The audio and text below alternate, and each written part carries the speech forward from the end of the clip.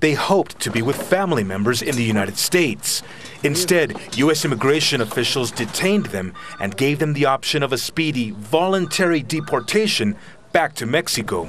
Trinidad is among an estimated 80,000 so-called unaccompanied Mexican children and teenagers who are deported each year from the U.S. At just 16, Trinidad has a young family to support and hope to work in the United States. I wanted to save money so that I could build 2 rooms and a bathroom at home. With what I can earn in Mexico, I only have one tiny room and we are all living on top of each other. They face many dangers along the way. Firstly, the difficulty of actually getting into the United States, where most hope to catch up with other members of their family who have already become economic migrants, and others flee violence back in their home countries.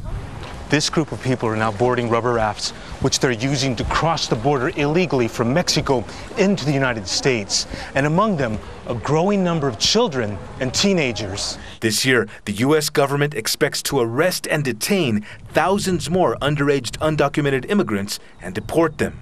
At this point, we have over 400 children at any given time that are in federal custody. The government statistics show that in 2006, over 100,000 children were apprehended by Border Patrol. The majority of those were from Mexico. At this shelter in Reynosa, Mexico, unaccompanied children usually wait 4 to 5 days as they recover from their harrowing journey. By now, this little girl, named Alejandra, hoped to be in Houston with her mother, a migrant worker. Instead, Alejandra is being processed and will be sent back to Honduras. Some worry about the dangers children like her face on the road back home.